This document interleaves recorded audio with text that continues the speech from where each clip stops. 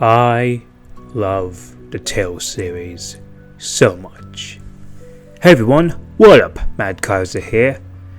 Now, since Tales of Arise is a month away and the series is still currently at its 25th anniversary, I thought that I would conjure up a special project I have. One that I really wanted to do ever since I became a Tales fan.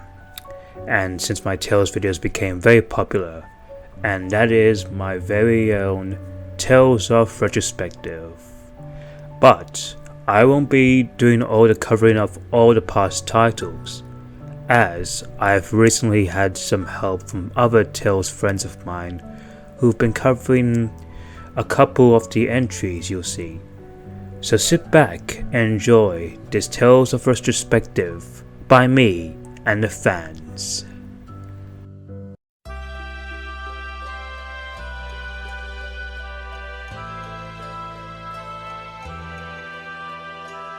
What is Tales of Phantasia? Tales of Phantasia is the very first installment of the Tales series and was released by Namco in 1995 for the Super Famicom. Then it was later released for the Game Boy Advance and also the PS1 with improved graphics and voice acting. The story focuses on Crest, the main character, and him traveling through time to stop Daus, as Daus wants to end the world to actually save it. Doesn't really work that way, but I guess you could think it works that way. The story with Crest is that his parents were actually the very first people that sealed away Daus for the first time with their other two friends. They sealed him away and they split his magic into two amulets, where the couple took it and then Meryl, Mint's mother, took it with her so they can keep it separated. Well, one day, Crest and his best friend Chester leave the village to go hunt for some boar, and then they come back and they find that their village has been raided. Everyone is dead. Like, everyone is dead. It's very, very sad and depressing. His parents are dead. Chester's little sister Ami is dead. Chester goes through his emo phase and he's anger and he just wants to kill everybody. So, of course, they want to go find out who did it. Turns out they were looking for the amulet that Crest has because they want to resurrect Daus, the evil one. He's basically like Voldemort. You don't mention his name or he'll come and kill you. I'm just saying. So Crest goes alone because Chester's mourning and burying like every single townsperson in the village by himself. He goes alone to his uncle to probably get him to help him. Well, that doesn't happen because in the middle of the night, Crest gets kidnapped by these people because they were gonna kill his uncle if they didn't give up Crest. So now the people that raided Crest's village has him, and they have taken his amulet. So of course you get thrown in jail. As every Tales of protagonist, you have to go to jail at least once, either 5 minutes in the game or at least in the first 5 hours. You have to go to jail. It's a thing. I think the Tales of game really loves jail and really poorly drawn portraits. It's iconic, but good lord, how many more is going to go to jail? But anyway though, you're in the jail cell and you meet Meryl. Well, she's kind of dead when you first meet her. Well, she is dead. Her ghost is talking to you. It's really weird. And you go across and you meet Mint. And so Mint joins your party and you find out that they have also taken the amulet from Mint. So now this group has both amulets and they are going to resurrect Daus. So you meet Morrison, who was also part of the group, and he tells you, don't go, you're gonna die, he's pretty stupid, you shouldn't, no, leave this to the experts. Well, do you listen? No, why would you sit around and just let one person do it? So the three of you go follow Morrison to where they are resurrecting Daus, and the group successfully resurrects Daus, but it backfires because they had originally done it so they could use Daus and tell him what to do, but no. You don't tell Daus what to do. He does what he wants and how he wants it. So, he literally just murders them straight up. He doesn't even give them a chance to breathe before he just murders them. So now, you're about to die next. Because you're gonna stop Daus, aren't you? Well, Morrison sends you back in time so you can figure out how to stop Daus. Because, honestly, nothing can stop Daus. He is literally immune to everything. He is so OP. Like, honestly, he is so OP. Like, swords can't work on him. Arrows? Like, no, none of that can happen. So he sends you back in time to figure out how do you defeat Daus? Well, during your time in the past, you find out that he is not immune to magic. Magic is his weakness. And I know what you're thinking. Well, that's easy. Everyone has magic in the Telltale games. Wrong. In this time period where Cress is at, magic is actually extinct, which is really weird if you think about it. Like, how can it go extinct? Well, you need mana to have magic, and this world does not have mana. It's just like 1% mana left, so there's not much magic. So you go back in time before it was Iraq to find someone who can use magic. Well, they find a man named Claus Lester who will help you. Not willingly, though. He's a very grumpy old man. And he is a human that wields magic. It's usually elves that always wield magic, or spirits. Well, no. You have Claus that helps you out. He has magic seals all over his body, so he is able to use magic, which is really cool. So basically, for this past, you have to go through and find all the summoned spirits and get Claus, to use it so you can go in time and use it against Daus. And you also meet my favorite character, Archie. She is a half-elf witch. Yes, she is an abomination, apparently. Because you know how they feel about half-elves? Not great. They don't like them a lot at all. No. Eventually, though, you get to fight Daus and his army in the Valhalla War. But it doesn't really work out, because once you get to Daus to fight him, he runs away to the present, where you originally were from. Yes, the coward, he runs away because he knows you have magic, and he's afraid of you, so he's just getting away from you, because how annoying is that the enemy keeps running away? It's really annoying. So, they return to the current time to stop Daus from killing your best friend and Morrison. And once you get to the cave collapses in the middle of the battle. You're like, oh yeah, Daus, he's dead. Finally, he's gone. Wrong. Once things have kind of settled down, someone from the future comes back and says, hey, you know that Daus guy? Yeah, he's alive, and he's trying to wreck the future. So, we kind of need your help. So, what do? Well, you have to go all the way into the future to fight Daus yet again for the third time. Well, how can you fight him if he keeps teleporting everywhere? He literally teleports anytime you're about to kill him, and he gets big baby energy and he runs away from you. Well, I'll tell you, you have to use the Eternal Sword to get rid of him. Now, doesn't that sound extremely familiar, the Eternal Sword? Yes, it does. Lord Irving had the Eternal Sword. And tells the Symphonia. Now, I'll get to how it relates to this game later, but yes, it's the same sword that Lloyd used. They can use the sword to stop Daus from time traveling over and over and stop being a big baby. Once they're at the final battle, you realize that Daus is not just an evil mastermind guy. Daus is a traveler from another world, from the planet Daris Karlon, that they are trying to save the Great Tree and Yggdrasil from the dying and withering tree. Doesn't that sound familiar? No mana, the tree is dying, Daris Karlon. Yes, that was in Tales of Symphonia. Again, another huge correlation. Martel explains that Daus, he wants to save his people, and his way is that if he destroys this world that these people are using up the mana, that his world, Daris Karlon, will be saved. And he's like, oh, it's hunky-dory, who cares about these people? I want the tree and the mana so we can keep living in space. But he had a good idea. It's just, it wasn't that good, Like, he could have went around it a different way, maybe saved the tree instead of killing everybody. Granted, he did try to save the tree, and it didn't work out, so he decided, let's just kill everybody. That doesn't... I feel like he had a good thought. I feel like it was there. It was just really bad. How do you feel? Do you think he was in the right? Probably not. Maybe he was.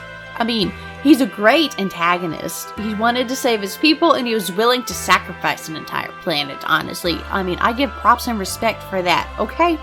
So, how does this correlate with Tales of Symphonia as all these references I've been talking about? Well, Tales of Phantasia takes place thousands of years after Tales of Symphonia. So, all the work that Lloyd and Colette did in Tales of Symphonia and Tales of Symphonia 2, it all went to... I mean, I guess it comes full circle like the way of life is, but come on, they did all that work for it to end up thrown in their face that magic even becomes extinct? I guess the only thing that stayed the same is half-elves being hated on by everybody, so I guess there's a little charm to that. No. And I'm pretty sure that Kratos is still floating along in Darris Carlon alive and bored out of his mind because everyone he knows is dead. But, it is what it is. Now, when I played the game, I really enjoyed it. It was really cute and charming, and I loved playing the PS1 version because it's nostalgic, like when you grow up in the early 2000s, as I am 24 and flippin' old, you have these certain sounds that are so nostalgic to you, and when I was playing it just felt so nice. It was like I was honestly a kid again, and it's like just very simple and clean and everything, and it's just like so charming. I highly recommend it. You don't have to play it in order of any of the games. Tales of Series games don't have an order. This is just the first one that was ever released. But I hoped you loved this horrible summary of this game that I really enjoyed. This is SquishyBubbletea, and I am signing off.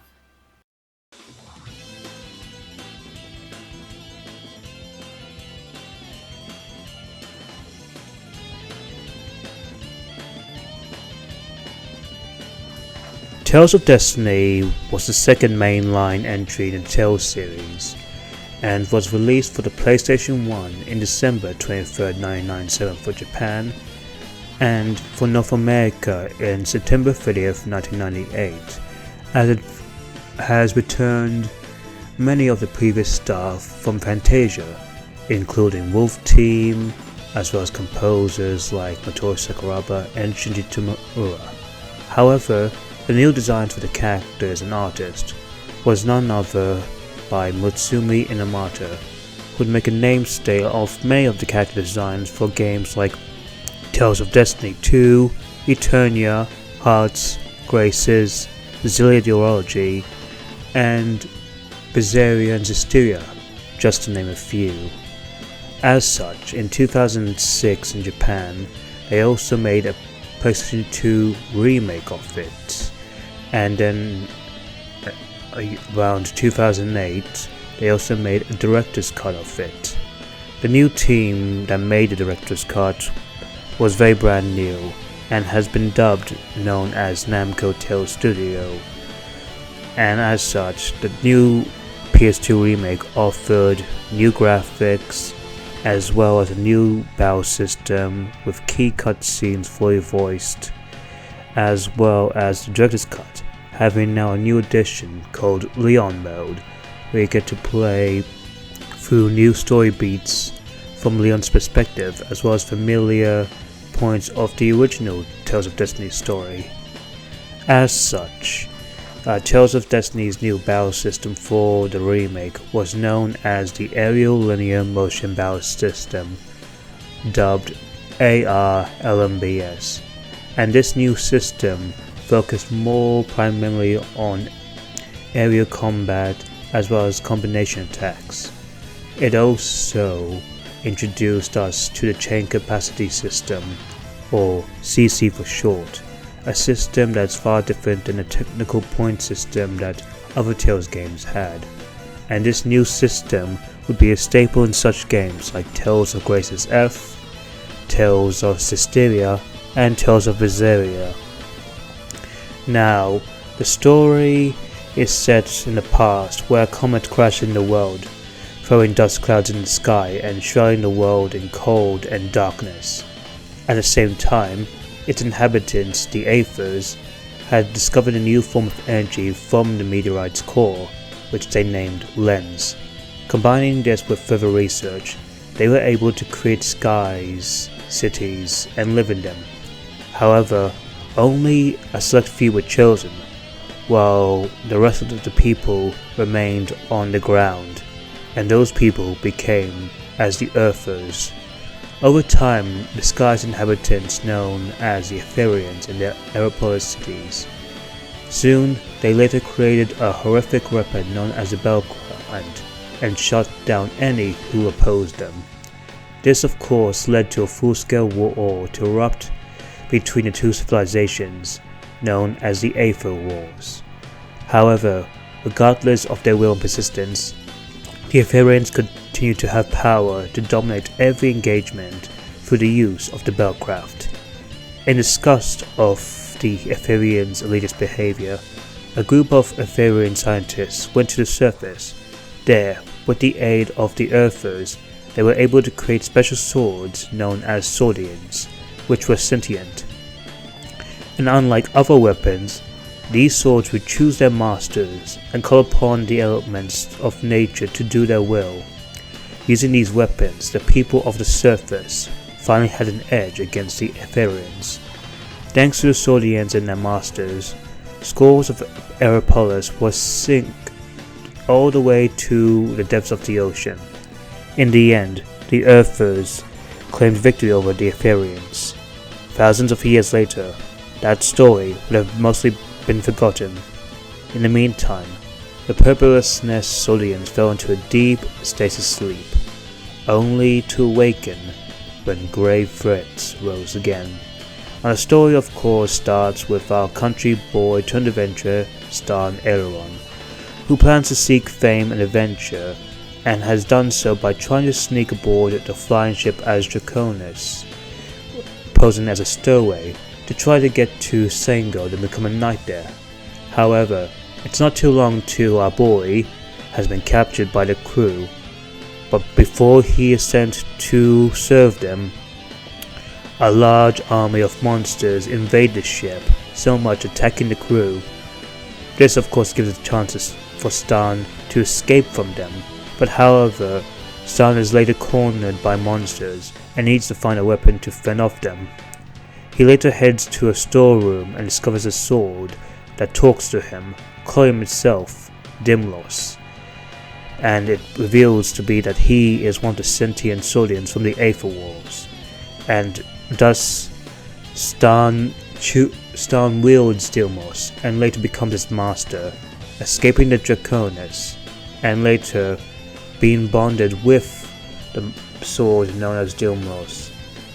Sooner or later, they discover more people who also became masters of Swordians, and together they band to join forces to stop an evil threat of using a powerful lens known as the Eye of Atamoni, which was used in the Aether Wars, that plans to threaten the world's existence. Now, of course, I've managed to play this game thanks to the wonderful people called Life Bottle Productions. They gave the amazing translation patch of the director's cut, and I have to say the game is absolutely amazing, from the battle system especially, and I really did enjoy the characters and the story.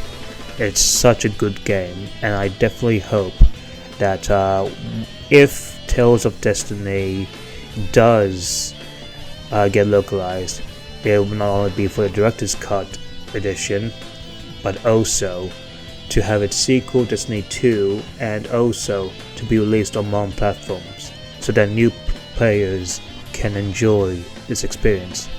As such, the PlayStation version of Tales of Destiny was well received, as it has now sold over 1 million copies and has become one of the highest selling Tales games in Japan to this very day.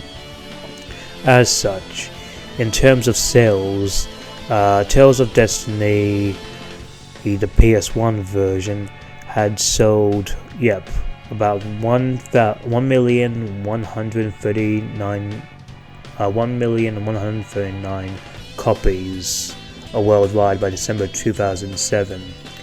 And as for the remake, it sold around, at least roughly, as a total of 368,000 copies in Japan at the end of 2006, with Director's Cut also selling around 142,000 copies at the end of 2008. With sales of both of them, of all of them combined, it is definitely certain that we should definitely get this game back re-released on modern hardware, as well as being remastered and also officially localized by Bamco themselves. You hear that, Bamco? Tomizawa? We're waiting!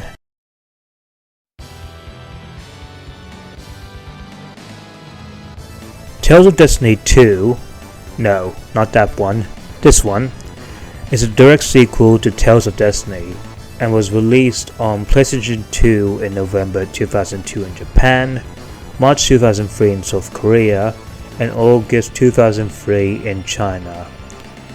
Now, it was developed by none other than Wolf Team and Tona Japan. However, for the PSP version, there was a brand new team known as Alpha System that developed it, and it was released for February 2007 in Japan and March of the same year in South Korea. Now, this game's story is set after 18 years after the first game's story, and follows a new brand protagonist known as Carl Dynamis, who is the son of Stal Aileron and Ruti Katria.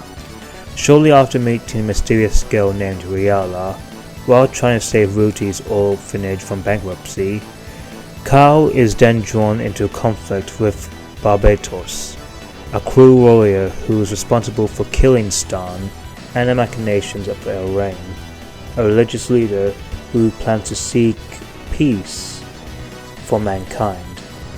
The gameplay uses, of course, two-dimensional sprites and backgrounds, and the battle system is a revamped of the trademark LMBS linear motion battle system known as the Trust and Tactical LMBS.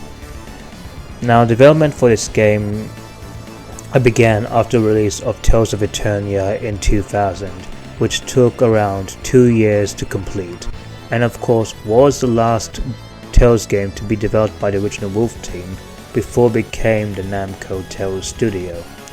The scenario for this was handled by Japanese writing Gecko, with characters designed by, once again, Utsumi Inamata, and music composed by Motoi Sakuraba and Junji Tamura.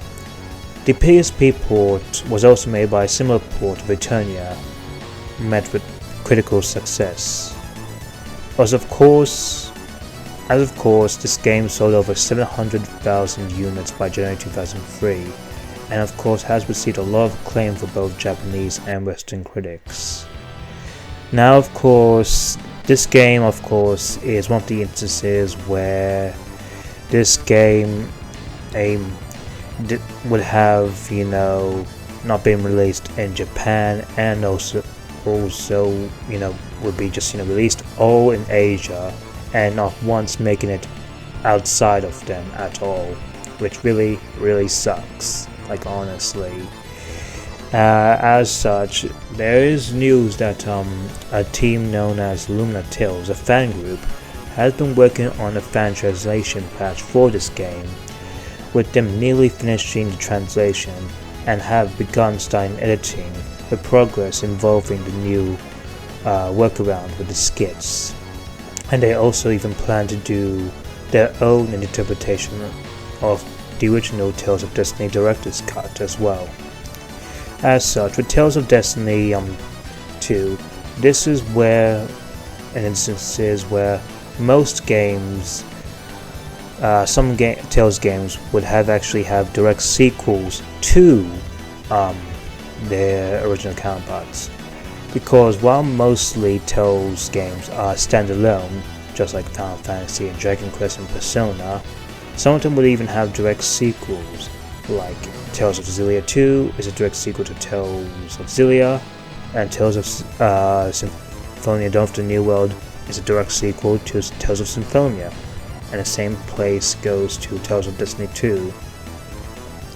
Now, of course, development began for the PSP port around 2005, and of course Alpha System was a frequent collaborator on spin-off titles for the Tales series. As such, this game also features stuff like a new dungeon, adding new story elements to the PSP version. Now, as such, additional media involved having a CD drama adaptation, which involved 5 parts, which released on August and April 2003 under the title Tales of Destiny 2 Drama CD. And yeah, this game is pretty much very popular, and definitely deserves some love by having, a full-on re-release, an official localization from Bamco on modern platforms, just like its sequel. I definitely think if they did something like Tales of Symphonia Chronicles and had like a bundle of both games, that would totally be awesome. Hey, this is Treasure Hunter Maxwell, and I'm here to talk to you about one of the more interesting titles in the Tales of franchise, Tales of Eternia. Released right at the start of the millennium in the year 2000, Eternia is the third installment in the Tales flagship canon and the second Tales game for the PS1. Like its predecessors, Eternia is a 2D sprite-based entry with hand-drawn backgrounds intermingling with occasional 3D environments. It makes use of the series' linear motion battle system, perfecting but not really breaking out of the system set up by Tales of Destiny. Eternia occupies a very unique niche in the Tales timeline, being released not long after the series' first sequel, but coming before one of the more arguably popular entries, Tales of Symphonia. To make matters even more confusing, it was titled Tales of Destiny 2 in the Western markets in order to capitalize on the success of Tales of Destiny. Something that became quite problematic when an actual sequel called Tales of Destiny 2 came out shortly after, but only in Japan. Because of all that, Tales of Eternia feels more like the middle child in the classic Tales franchise, with all the same hallmarks of that weird, quirky sibling who decided to go off to art school. And this is what I really love about Eternia. It is colorful and bizarre in all of the right ways. If Tales of Phantasia and Tales of Destiny were set in fantasy worlds mostly inspired by anime, then Tales of Eternia takes much of its influence from science fiction, but more on that later. Now, any Tales newcomer will most likely assume that the games themselves are named after the worlds in which the story takes place in, and oh, how cute. But this entry bucks that trend because the world is actually called Eternia. However, it's a bit more complicated than that. You see, Eternia is actually composed of 2 separate planets that stand in synchronized orbit with each other, Inferia and Celestia. A mechanical barrier prevents the gravitational pull from making them collide together like a Lars von Trier movie, and this barrier is believed to have been created by the game's principal sacred deity that most of the Inferians worship. The plot of the game revolves around a young Celestian woman, Meredy, crash landing on Inferia, where Reed and Farah, our 2 main protagonists, chance upon her while hunting. While Meredy speaks an alien language, and it takes some time before anyone can really communicate with each other, it becomes apparent to all involved that the gravity barrier protecting both worlds is about to fail. The planets are destined to collide, destroying both worlds in a cataclysmic event called the Grand Fall. Now, you'd think imminent doom might behoove the authorities of Inferia to act on this inconvenient truth, but man, does this game really adhere to the politics of the real world. Inevitably, it falls on the shoulders of Meredy, Reed, Farah, and their scientist friend Keel to go around the world seeking the assistance of the Elemental Guardians in order to halt the destruction.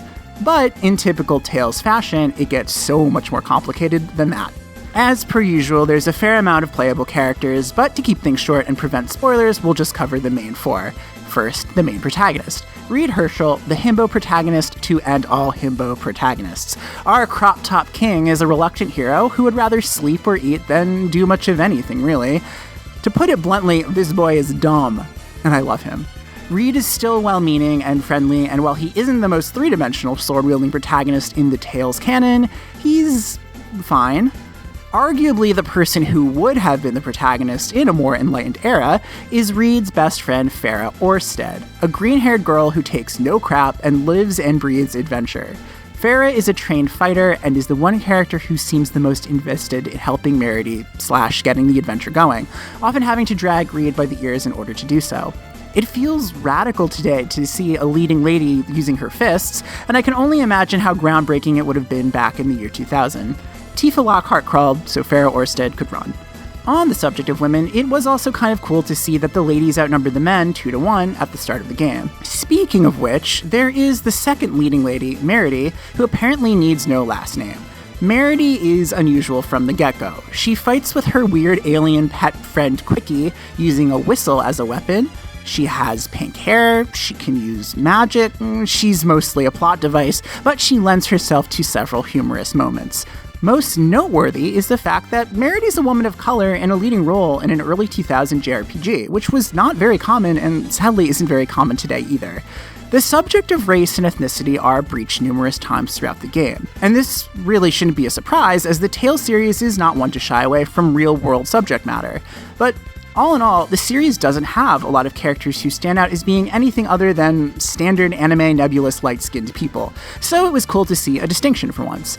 Now, Meredy does come with some faults, such as her very stilted, broken English, even after it's narratively explained that everyone can understand her. I'm not a huge fan of infantilization in female characters, but it's an older game and sometimes it shows. On the other hand, Meredy's characterization has aspects of, say, Lilu from The Fifth Element, a film that shares some aesthetics with the world of Eternia, so perhaps this was intentional.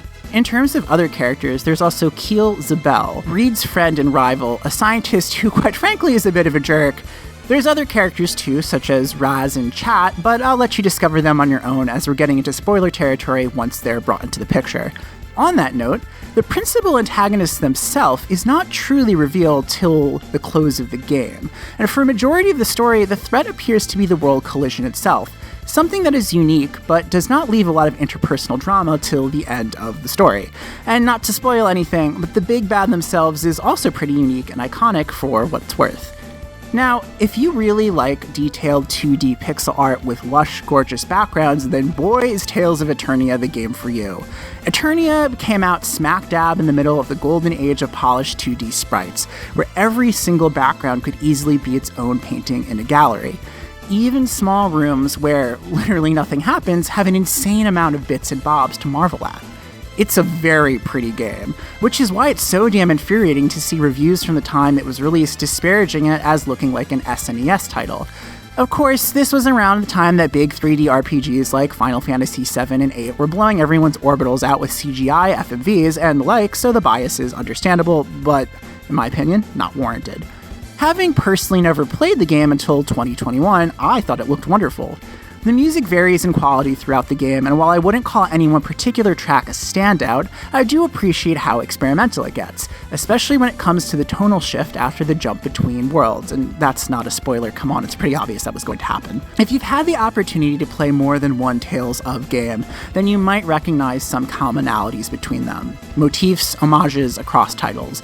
Eternia sits in an interesting position in that its release was still early days. However, the Fate of Two Worlds plot that defines so many games in the Tales series is very strongly positioned here, as Tales of Eternia is literally about the clash between two planets.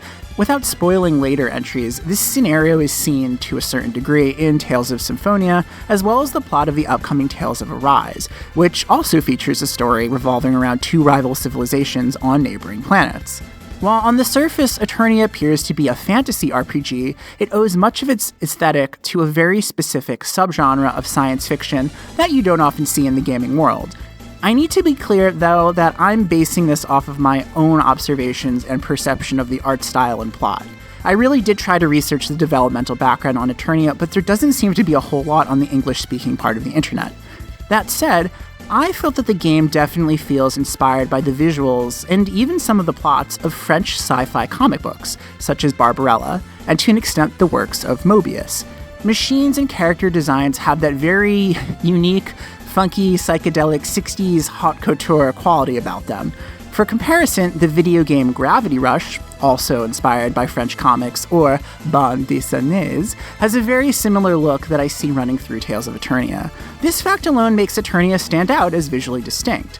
While the planet of Vesperia has more traditional fantasy locales and set dressings, this French sci-fi look is much more pronounced on Celestia, which calls to mind the psychedelic visuals of animated films such as Fantastic Planet. Even the native fauna, flora, and the enemies you encounter are all exceedingly bizarre. This influence also extends to the metaphysics of the worlds of Eternia themselves. In previous Tales entries, the natural fundamentals of the world are influenced by the elemental spirits such as Undine, Ifrit, Sylph, Gnome, Shade, and for no particular reason my favorite, Maxwell. These are the spirits that the game's protagonists call upon to do magic in both narrative context and in the actual battle mechanics. But because the world of Eternia is more science fiction than fantasy, the elementals here are known as Kramels, and the concept of magic is explained as being conducted via these microscopic organisms. It's a bit Star Wars midichlorians, but I thought it was a unique viewpoint. It also influences world building in a very interesting way.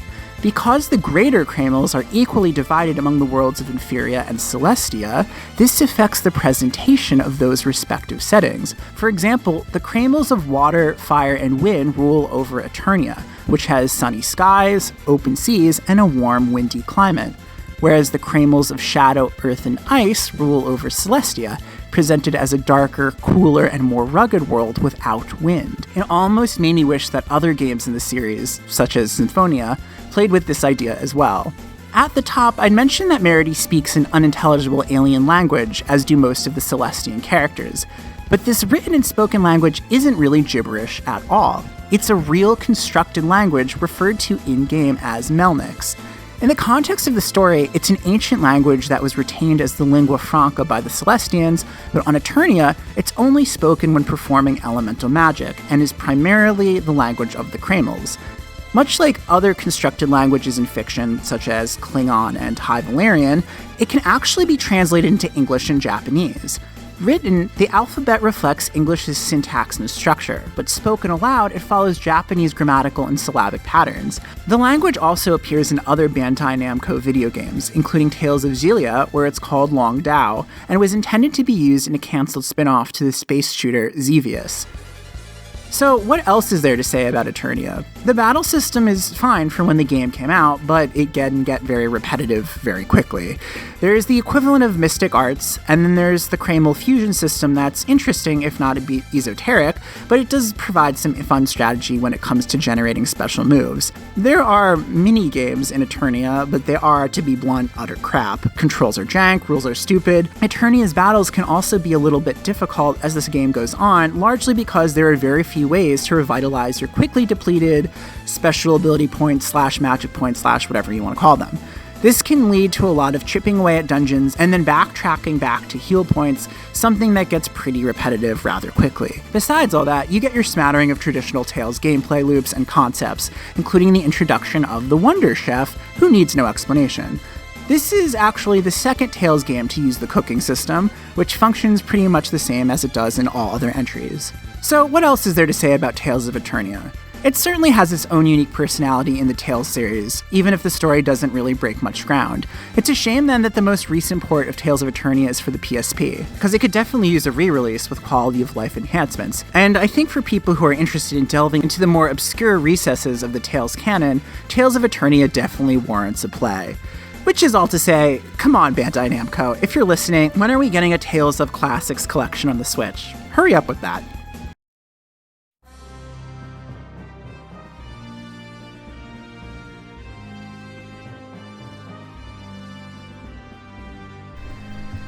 Tales of Rebirth came around in 2004, December 16, for the PlayStation 2 in Japan, and then later got a re-release for the PlayStation Portable on March 19, 2008.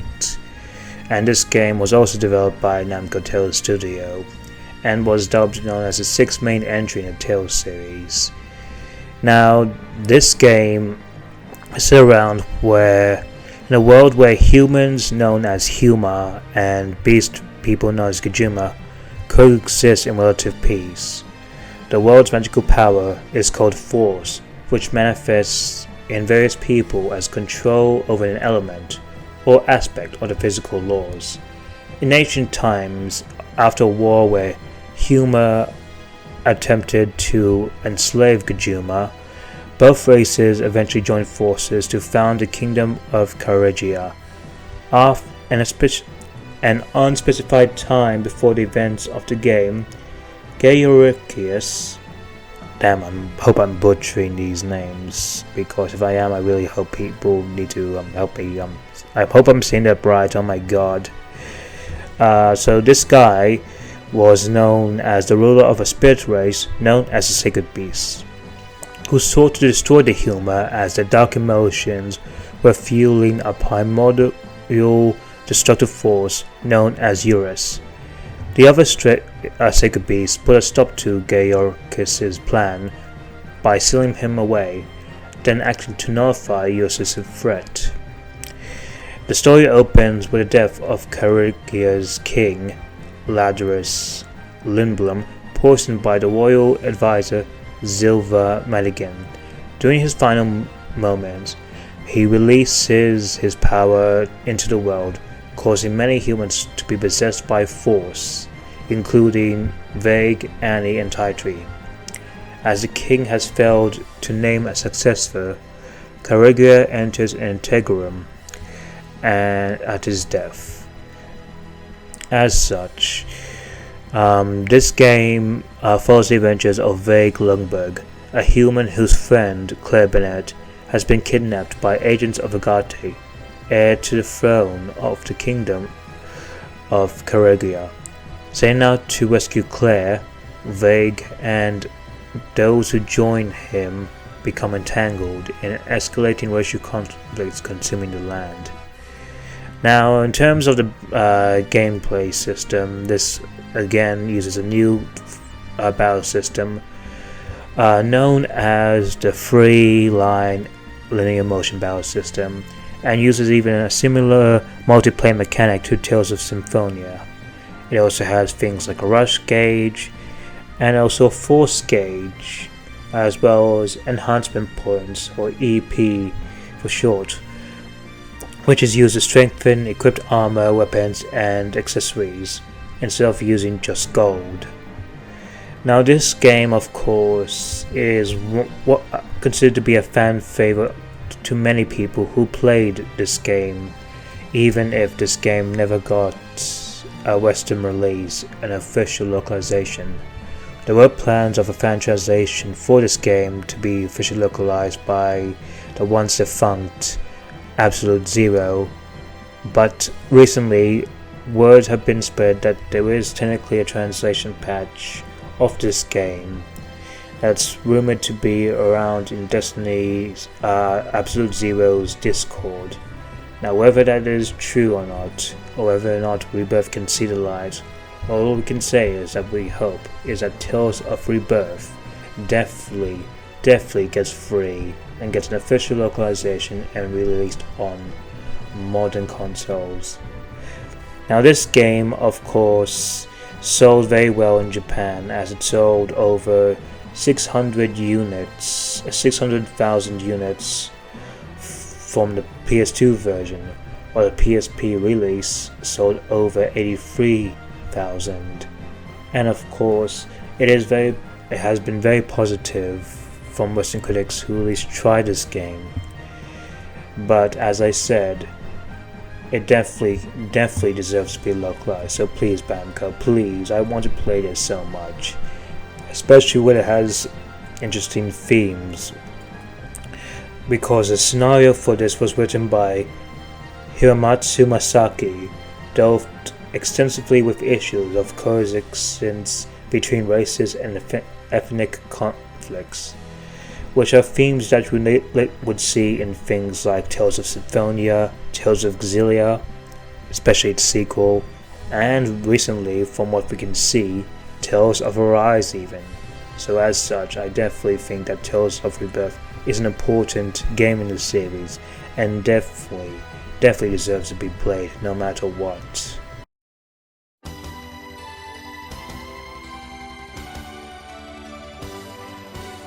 Tales of Innocence is one of the series' main titles that's oft forgotten.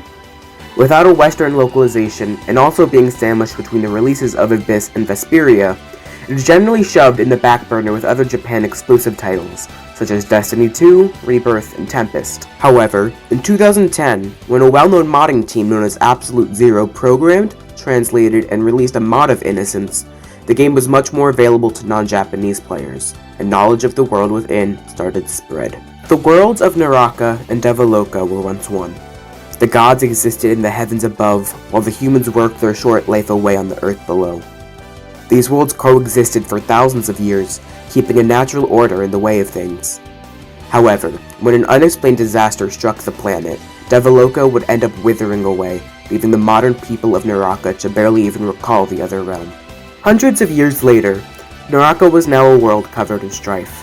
A global war held the planet in a constant state of turmoil, bringing no shortage of conflict to the imperial capital of Regnum, which also happens to be where our story begins. Ruka Milda is a 15-year-old boy living in Regnum. Ruka was always a kind, reserved, and studious young man. He kept himself mostly within his honor studies, trying to avoid the common ridicule and teasing he received from his schoolmates. When he decides to go out for the day, his friends see him and force him to go buy them some hot dogs. Used to such requests, Ruka didn't protest that much before heading towards the local hot dog stand. That is where he meets a starving girl near the port, a girl named Xillia Animi, and her strange companion Koda. Ruka decides to give her his hot dogs, leaving them to have a brief exchange of names and circumstance. It was then that Xillia sees soldiers from the court of Arca arrive at the docks, and comes up with a quick excuse to escape the area. Ruka, confused as to why soldiers were chasing his newfound friend, decides to go after them and see what the commotion was about, and find the reason she was being pursued. That's a good lead-in to the main story of Innocence. The core motif of the game is an RPG of connecting thoughts, highlighting the importance of reincarnation in Innocence. It leaves the party to often question who they truly are compared to their previous selves. Throughout the game, you see how every member of the cast navigates their personal conflict, and growing to accept the coexistence of oneself in their previous lives. On the gameplay side of things, it's quite different between the original and the remake. In the DS version, some classic mechanics of the series made their way back in the form of picking up gold and items from battles, and also having a written letter score dependent on your grade and combat performance, though these are later removed in the remake. In battle, you follow traditional Tales combat. You have the good old Dimension and Stride linear motion battle system, allowing you full 3D movement within your battle parameters. You fight with normal attacks, which can be linked into arts and eventually arcane arts. Unlike most games, there are only 3 characters allowed in your frontline party at a time, though again this was changed to 4 in the remake. Overlimit also differs slightly in the games. In the original, you have a tension gauge that fills up through your combos. While completely filled, it will automatically activate, giving the character increased attack and movement speed, while also decreasing spell cast time and TP cost. In the remake, Overlimit returns with a fillable gauge that now activates only when you want it to. The buffs you receive, however, were no different than the original. The skill system in both games differ as well. In the original, you have specific styles you can equip to each character, akin to jobs from Bravely Default. As you level these styles, you get increased stats and skills specific to each style. In the remake, you instead have the skill tree, which you use AP gained from battle to unlock panels of the tree. These also provide stat boost and skills. Another aspect of gameplay were guilds. These were spots in the city you can accept quests from. The dungeons you go to are randomly generated with different treasure each time. The remake also scraps the guild feature. The world, story, and cast of characters in Innocence is one that is encapsulating, and leaves you in awe of the Tales series writing once again. Seeing each character grow both individually and with the support of the other cast members is truly satisfying, and it is another example of how Tales can truly create some of the most pulling narratives and characters in JRPGs. With a new English translation patch for Innocence art in the works once again, hopefully more people will learn about the worlds of Naraka and Devaloka and the amazing stories within.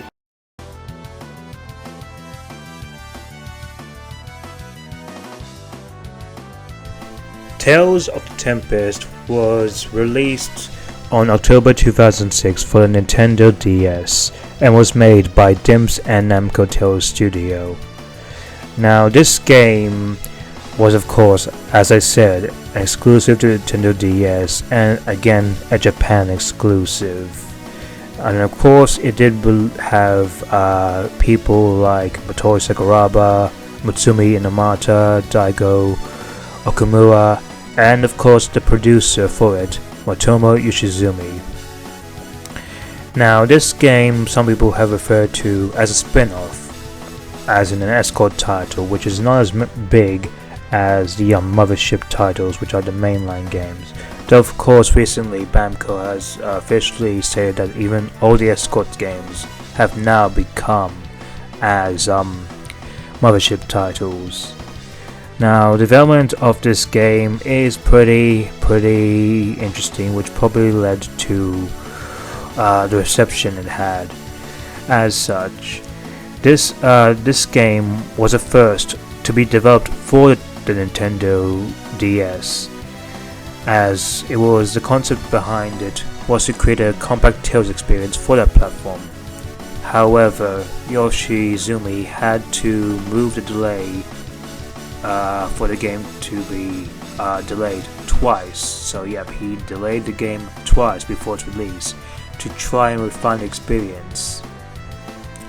Now, this game has also of course used a different variation of the LMBS known as the free-on-free LMBS, and as such this game has received a rather not so great reputation. But before that, this game is centered around the continent of Arula, where humans live alongside a half-beast race called Lemons. The Lemons once dominated Arula, but also gained the ability to command a dangerous technology known as Precepts, which was hoped to bring around peace and coexistence between the races. But around the same time, hostile soul-eating spirits called Spots appeared and caused conflict. The experiment to bring about unification of races through the creation of the Law of Life had entailed a fortunate gem called the Patient, which unfortunately led to the lives of many Lemons being lost. The Law of Life appeared in a very imperfect form, which killed most of the Lemon population and plunged the entire continent into absolute chaos before the gateway was closed. In the aftermath, the formerly weak humans rose up and took control of it, and then in later years, the human authorities would rewrite the history into a conflict known as the Beast War. Further soiling the Lemon's image, Tempest begins 100 years after the end of the Beast War, where humans are in dominance, and the Lemon are now called lion cats, shunned in human settlements, and even hunted for rewards. And this story follows the tale of Caius Qualls, a Lemon who are a race of werewolf-like shapeshifters who have been persecuted for disastrous abuse of their advanced technology, who also has a human blood. With his guardian and parents now taken prisoner by church authorities, he sets out on a quest with other outcasts to save them and overthrow the church oppressive regime. Damn, I'm saying oppressive wrong.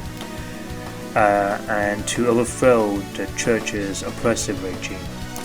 Now, this game, of course, has gone a bad reputation, as while the story and gameplay has been mostly praised, others really did not like the gameplay and story, and not to mention the technical quality, and of course, the biggest killer to this game, the very, very short length, which definitely is a no-no for a JRPG, especially for a Tales game.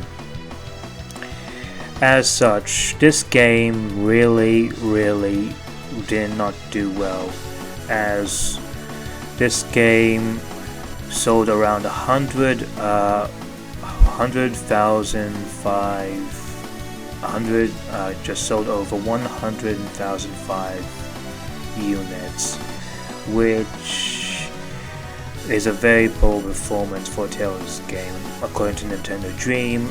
And as of 2008, this game has sold around over 200,000 units. And yeah, the reception for this game really is mixed, and games like Tales of Innocence and Tales of Hearts, which of course had a remake for the Vita, dubbing Tales of Innocence R and Tales of Hearts R. There was of course plans for a remake of Tempest beyond that Vita, but eventually no plans for a remake of Tempest have been ensued. So let's hope that maybe one day Bamco would do a remake for Tales of the Tempest and add new things to improve on the original game, and maybe get the reputation and love it deserves or not.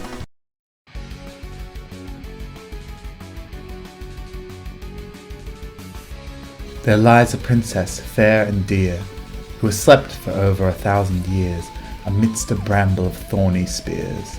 Her streaming hair is emerald green, her rose quartz cheeks a blushing sheen. But while she rests in this forest of thorns, the rocks call out and the sea forewarns. Look for the man with scarlet hair who seeks to end our world so fair. It is his curse you must beware. O princess trapped in slumber's claim, your dream is evermore the same, a world snuffed out, a smothered flame. The ebony moon is doomed to tumble, the ivory moon is fated to crumble. You cannot hope, you cannot pray, your tears of pearl will shatter away, for eaters of dreams come forth this day. The princess rests in her forest of thorns, waiting for nightmares to finally be born. There is but one chance for the world we hold dear. A warrior of legend must appear. Well, oh well, it's time to take a look at the world of Organica and its heroes in Tales of Hearts. I, the great Warlock Magiliam, will be your guide through this realm, so ready your somas as we dive in. Tales of Hearts, directed by Kazuhisa Umi, was originally released on the Nintendo DS on December 18th of 2008 as a Japan exclusive game. It later received an updated re-release called Tales of Hearts R on the Vita in 2013 in Japan and 2014 in the West. The original game was produced through a collaborative effort of members from the Tales of Destiny team and Team Symphonia. There was also two separate releases of the original game, one making use of anime cutscenes and the other using CGI ones. As became more of a trend with later games in the series, the remake chose to make use of the anime cutscenes rather than the CGI ones. The original game and the remake had some minor differences besides the updated models and graphics. Probably the most notable and significant ones were made to the battle system. In the original release, only 3 characters were usable in battle at a time, although those not in battle could still assist through the Connect command. It also made use of the Combination Aerial Linear Motion Battle System, or CNAR-LMBS. This meant that battles took place on a purely two-dimensional plane, similar to Tales of the Tempest and Tales of Innocence. The re-release changed this system to the Aerial Chase Linear Motion Battle System, or ARC-LMBS. This basically means that it is more similar to later releases, like Tales of Vesperia or Tales of Graces, with 3D models being used rather than sprites and fighting on a 3-dimensional plane. It also makes use of a combination of TP and a stamina type system called the CG, or Combination Gauge. This battle system is, in my opinion, one of the best and most fluid in the series. In particular, the stamina gauge allows for very easy and effective combos, and juggling your enemies a good 10 meters in the air never gets old. A few minor changes were also made to the cooking system, as well as equipment and customization systems present in the game, but nothing too egregious. There were also 2 new playable characters added in Hearts R, Galgruna, a new character introduced into the game, and Chalcedony Ackerman, a major character in the original release who got upgraded to playable status. Despite this, neither of these 2 changed the major plot of the game too much. Speaking of the plot, an overview is in order. Tales of Hearts takes place in a world known as Organica. In Organica, every person has a core to their being known as a Vesperia. Think of it as a crystallization of one's soul and emotions. However, like any part of the body, the Vesperia can be damaged. Extreme emotions may cause a state of instability, and parasites known as Zerons may also infect a person, eating away their Vesperia, causing unbalanced or dulled emotions. This is known as despair, and eventually results in the death of the victim. Despair may be cured through the use of somas, powerful items which may manifest as a weapon for the wielder. These wielders are known as somatics. Somas allow their users to enter the Vesperias of others in order to cure their despair by interacting with their Vesperia or by removing contaminants. From here on in, I will be going to some spoilery details, so you may want to skip ahead to avoid those if you plan on playing the game, and have yet to do so. The plot centers on our two leads, Kohaku Heart and Core Meteor, who may not be quite alone in their Vesperias. Core is a somatic in training, learning from his grandfather.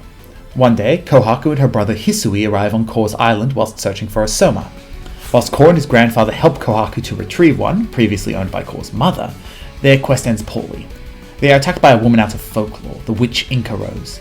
She kills Core's grandfather and then infects Kohaku with her zerums, causing Kohaku to develop despair. It's almost as if she has some sort of personal grudge or something. Weird. Anyway, Core tries to cure Kohaku's despair by entering her Vesperia, but kind of bungles it up. He releases some sort of strange energy which causes Kohaku's Vesperia core to explode and scatter all over the world, leaving Kohaku as a mostly empty shell, with only her shard of compassion remaining in her body. This sets off Core, Kohaku, and Hisui on a quest to gather the fragments of Kohaku's Vesperia and to cure her despair. As they travel, they notice that many of Kohaku's Vesperia shards have caused effects on entire towns where they have landed, inflicting despair and wild emotions on everyone in the area. Doubt, fear, and so on. These exceptional effects cause other somatics, Knights of the Maximus Empire, to get involved as well. This makes the task of rebuilding Kohaku's Vesperia all the more difficult.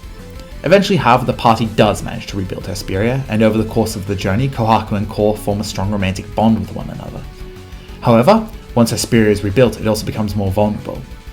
It is revealed that there is another being living within her Vesperia, an alien woman called Lithia Spodamine. She is from a dead world, Minera, the white moon of Organica. Another Mineran, a man named Creed Graphite, has also been hiding within different hosts for the past 2,000 years, fighting an ongoing feud with Lithia. His current host is Core Meteor. The two once attempted to create a device that would forcefully alter people's Vesperias by removing warlike aspects from them, creating a more peaceful world in the process.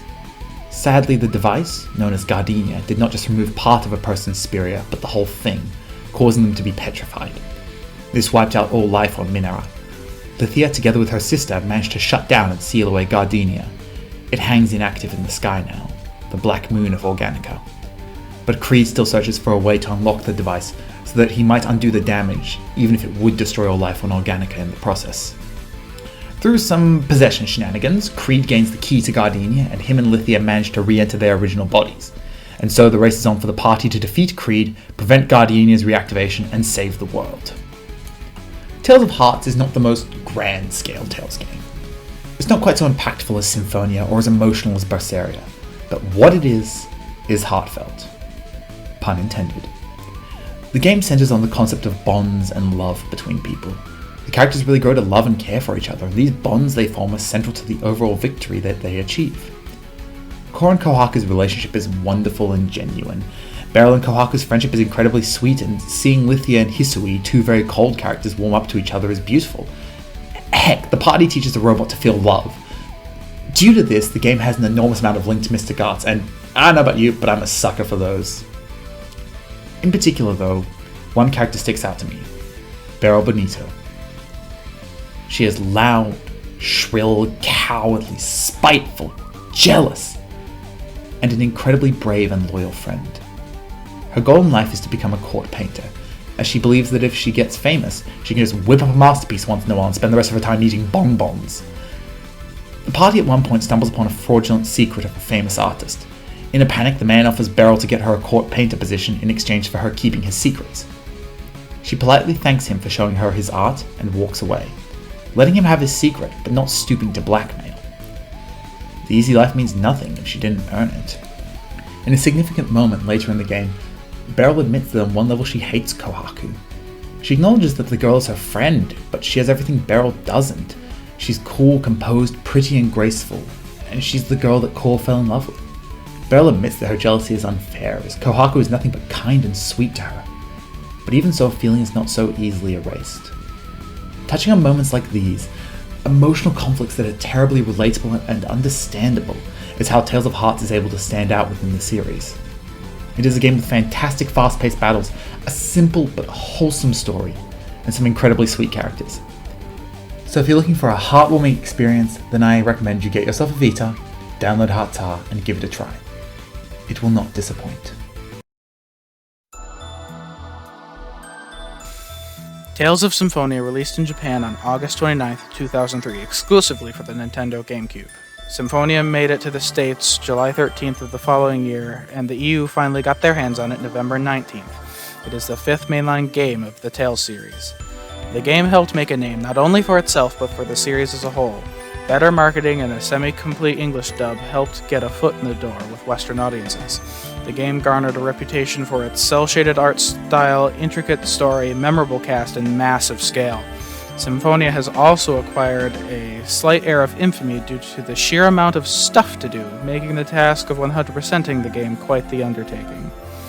As the first 3D game in the series, it set the stage for many of the games that would follow in its footsteps. The combat works by placing each character in a lane they can run back and forth across, but was limited as free movement wouldn't be added until later entries. However, some limited 3D movement could be achieved by switching targets. The world of Tales of Symphonia is Sylvarant, and it is a massive 3D world with many towns, forests, and temples to explore. It is populated by randomly generated monsters that can be seen on the field as shadows. Touching one initiates a random encounter. The people of Sylvarant are mostly humans that live in many small towns and large cities. There are also other races such as dwarves and elves.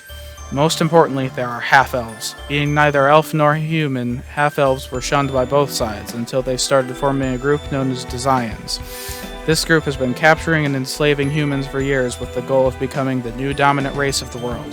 And at the time when the game begins, they are not only succeeding, but the battle has been almost entirely won. On top of this, the world is undergoing a severe mana shortage. This is causing crops to die and the ground to wither all over Sylvarant. For this reason, the Chosen of Regeneration must make a pilgrimage to reverse the mana loss. This is where the game starts. There are 9 playable characters in Tales of Symphonia. Lloyd Irving, a brave young man with a thirst for adventure and a strong sense of justice. He can be a little dense, but he means well and always stands by his friends. Colette Brunel, the Chosen of Regeneration, and a young woman who takes the responsibilities of Chosen very seriously. She can be a little ditzy as well as clumsy and is friendly to a fault, going so far as attempting to make friends with her enemies. She comes off as naive, but in many cases she is just using that as a cover to hide her troubles from her friends. Genus Sage, my personal favorite character, a young elf boy with a gift for magic. He generally goes about his day by the book for fear of incurring his older sister's wrath, but is susceptible to being dragged into his best friend Lloyd's rule-bending. He is extremely intelligent and is able to think his way out of many of the tight spots Lloyd gets them into. Rain Sage, Lloyd and Colette's teacher and Genus's older sister. She is an elf with a passion for archaeology and a knack for healing spells. She often loses sight of herself when the party comes across ruins, sometimes getting her into trouble.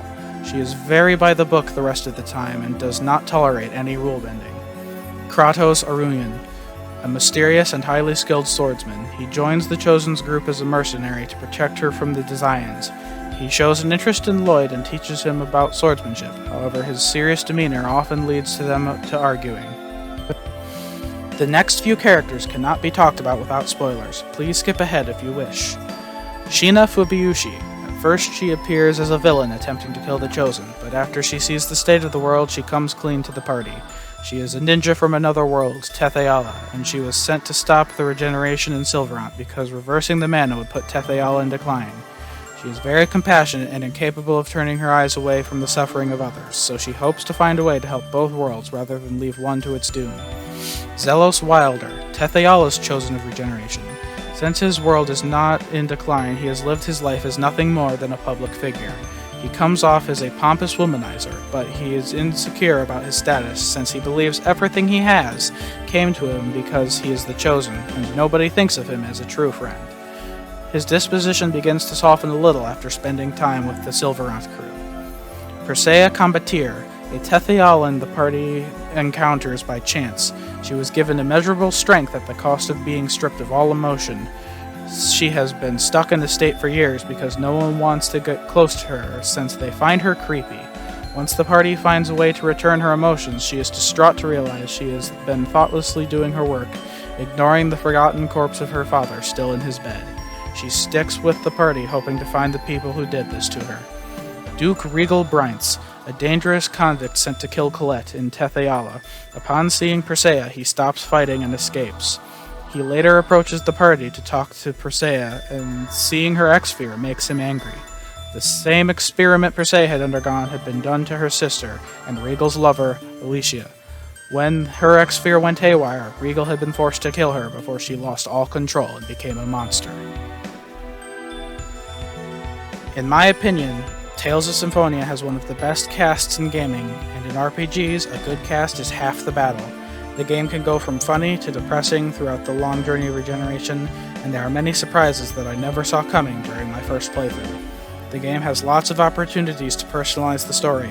Most dialogue options affect relationship points, with all the characters allowing you to drastically alter some events and change which character Lloyd will ask advice from first.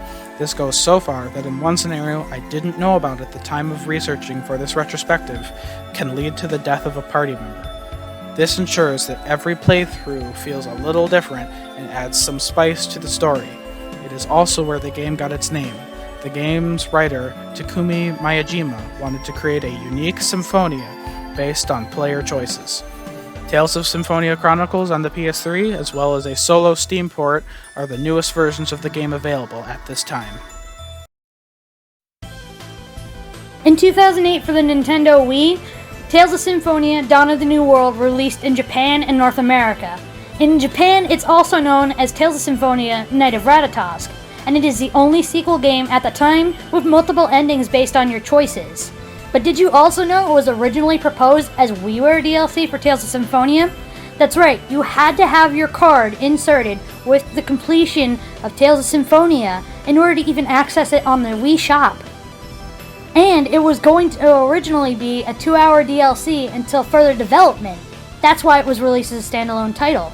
The main character, Emil, almost didn't even exist.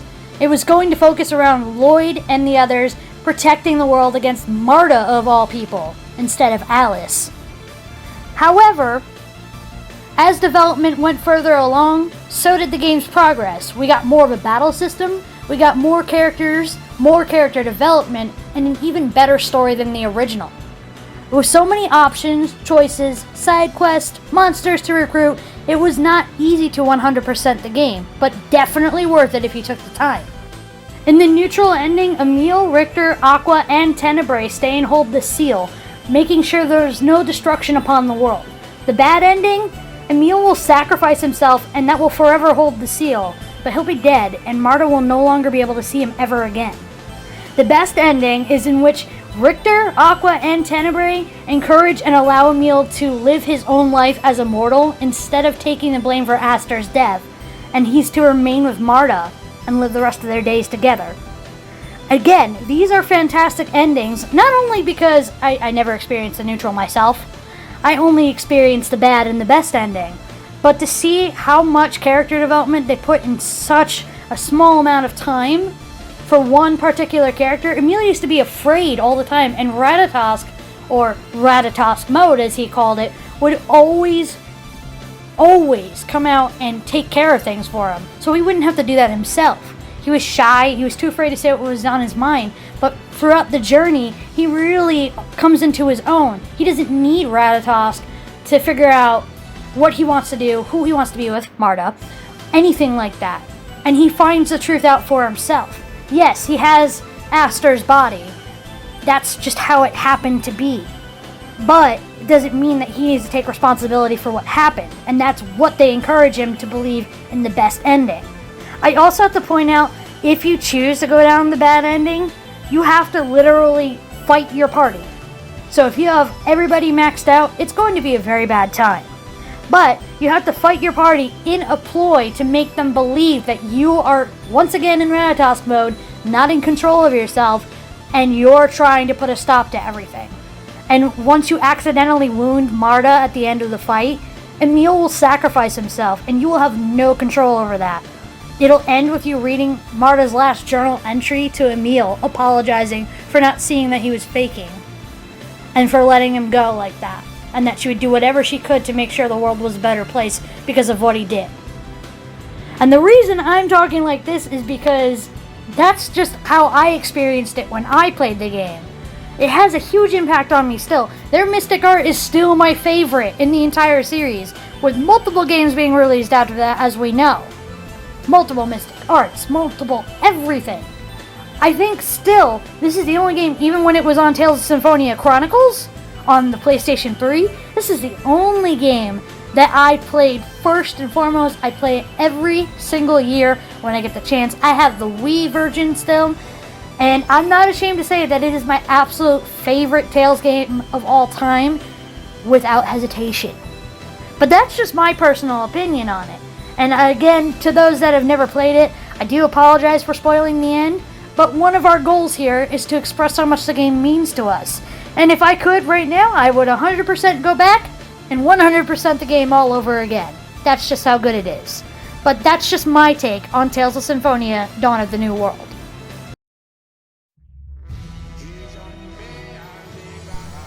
Hello everyone, today I will talk about Tales of Legendia, and I will be separating this into 3 different parts, which will be the history of the game, what the game is about, and my thoughts of the game after beating it.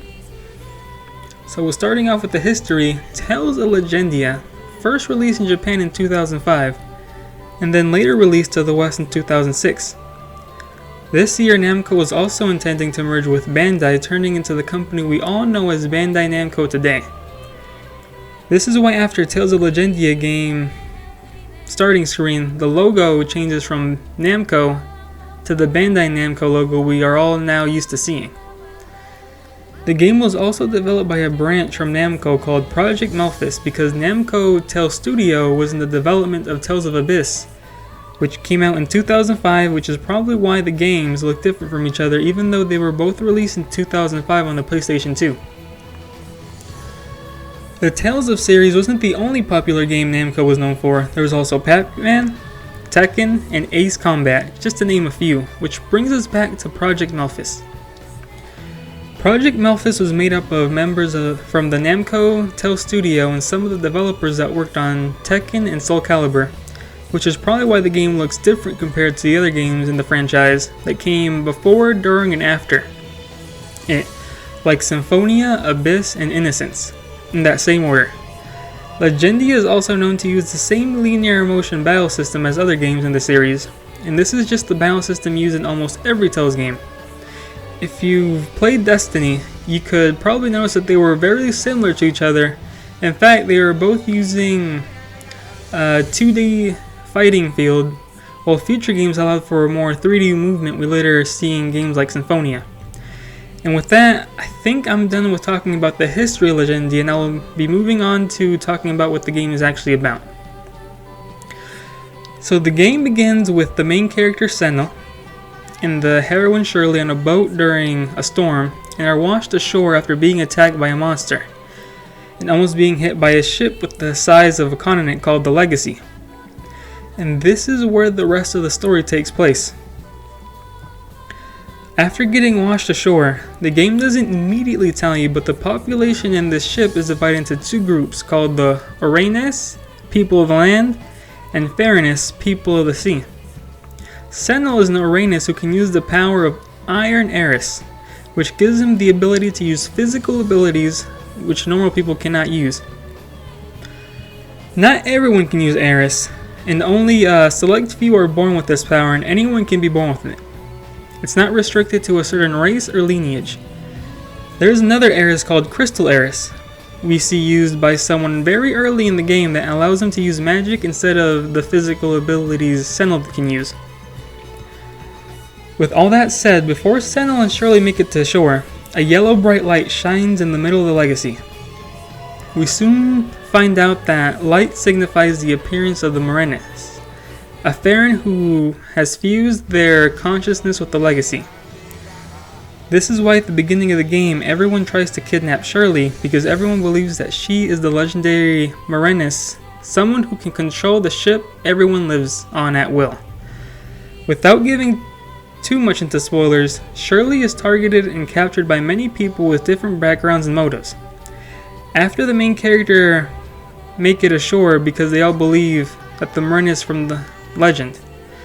So right at the beginning of the game, Senna sets out to rescue Shirley from the people that want her for her power.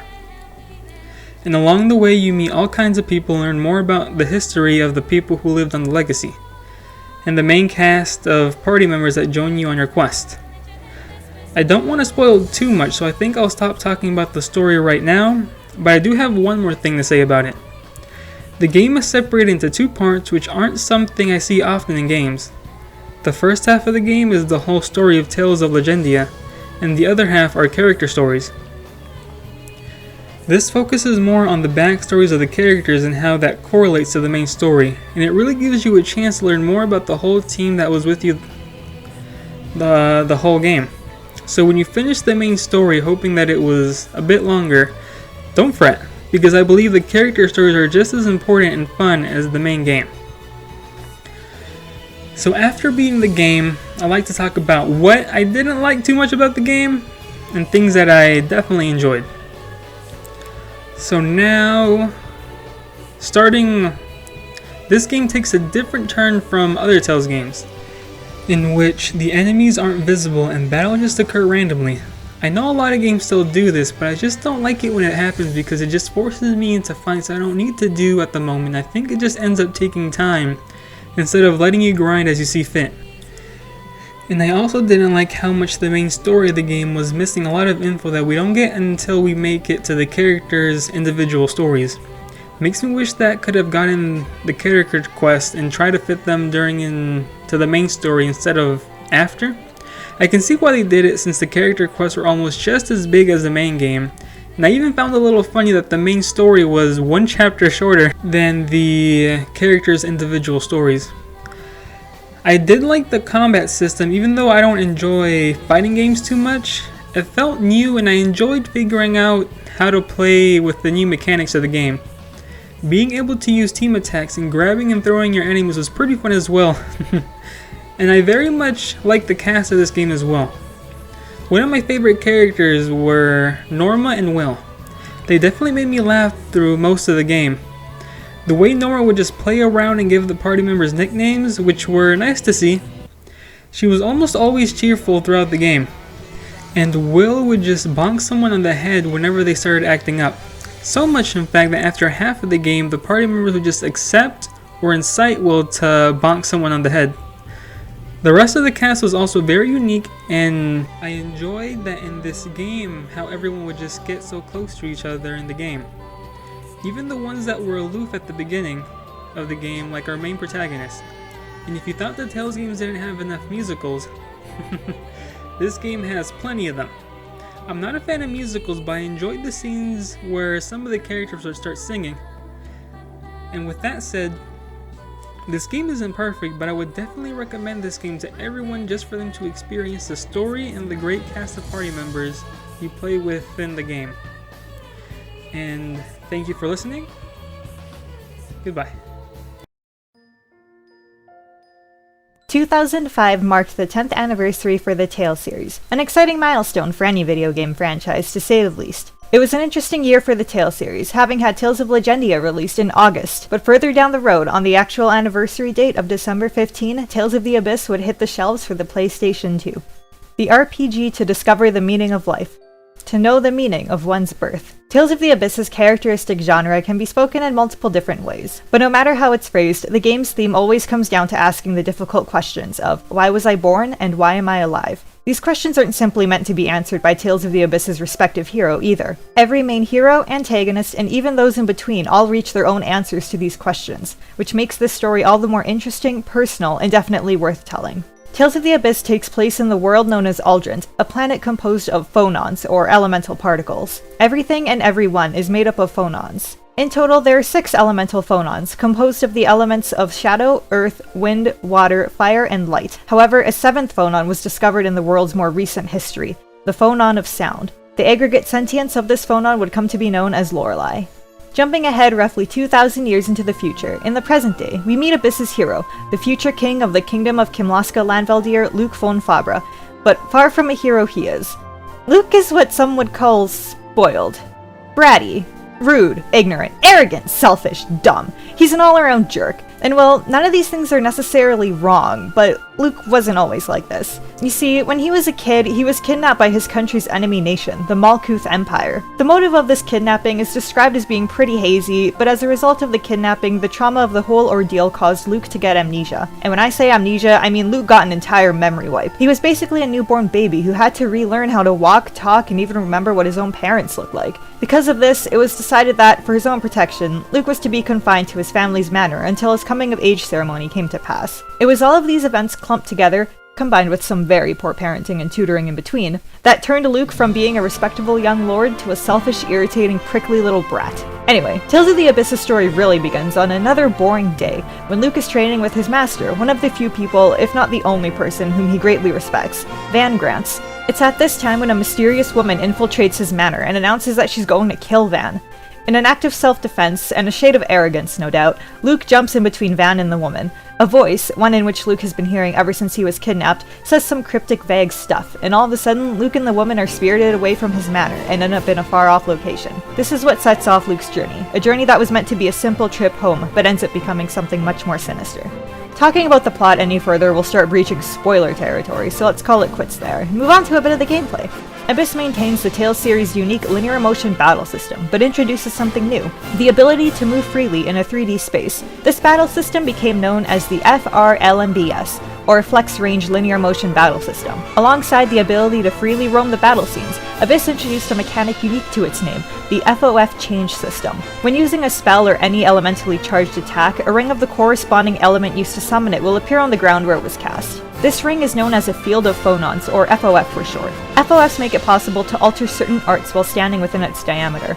An FOF can appear in 3 stages, 25% charged, 50% charged, and 100% charged. This sounds a bit confusing, but basically all you need to know is a white FOF means it can't be used to alter arts, and a colored FOF means you can alter arts. There is actually a way to use white FOFs to alter arts, but I'm not going to cover that because that's a slightly different topic from the combat. The rest of Abyss's combat system is pretty much the same as past titles. You smack an enemy a few times with normal attacks before chaining into base arts and arcane arts. You can improve your combat capabilities by learning skills through natural character level ups or by equipping things called capacity cores. Capacity cores can get a bit confusing and vague since they involve a lot of invisible numbers and an ability to check which of those invisible numbers are needed to get which skills, and that's a topic I'd rather not delve into. I mean, unless you want to be here all day as I read off an Excel spreadsheet in its entirety. Combined with the game's history, brand new features, and touching bittersweet story, it's easy to see why Tales of the Abyss is one of the Tales series' most popular and beloved titles. It's no surprise that it stole the hearts of many, myself included, and to this day continues to send a relevant message to its audience about what it truly means to be alive. Alright, I'm gonna go a little bit off script here, but I just kind of want to gush from Abyss from the heart. I don't want to sound like I'm reading off a page and like I properly sorted out my thoughts. It's gonna be a bit of a mess because Abyss makes me really emotional. I had first played it on the 3DS in 2012 and it was my first game in the series, and I had picked it up and just was like, this will be a great way to kill some time, you know, with my brand new 3DS until other games I want come out. And just within the first hour of Abyss, something in me, I feel like, was just saying, like, no, this is it. Like, you're gonna be here for a long time. And I was. I beat Tales of the Abyss in 6 days, but it didn't stop there. I replayed it immediately in a New Game Plus to, you know, do a lot of the bonus stuff I missed. I used a guide that time, and I couldn't do every side quest because I was still kind of bad at the game, and I couldn't fight some of the harder bosses. But then I did it again and again. I played it about 8 times until I finally was like, okay, I'm gonna put it down for a little bit. But even then, that only lasted, I think, about half a year before I had picked it up again. And I've played Tales of the Abyss 20 times now in total for these past 9 years now it's been. So Abyss is just a really great game, and I recommend it to everyone who hasn't played it yet or who hasn't watched, you know, the movie cutscene versions on YouTube. I'm pretty sure there are some, but if you haven't watched it, if you haven't played it, I seriously recommend it to everyone. I think it's really great. I realize it won't be everyone's cup of tea. It's a little bit heavy.